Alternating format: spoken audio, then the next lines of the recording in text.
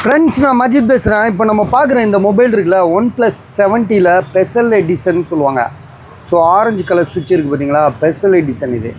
So இந்த mobile வந்து ரேரான மொபைலு. ரெண்டாவது வந்து பார்த்திங்கன்னா ஷோரூமில் போய்ட்டு இந்த மொபைலுக்கான டிஸ்பிளே சேஞ்ச் பண்ணி வாங்கிட்டு வந்திருக்காங்க.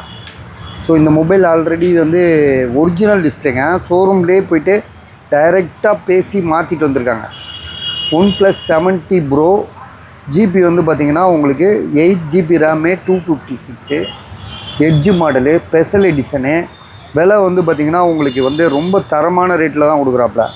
12,500 4G தான், இல்லைன்னு சொல்ல. 8GB RAM, 256 pop up camera model, McLaren edition சொல்லுவாங்கள்ல, அதாவது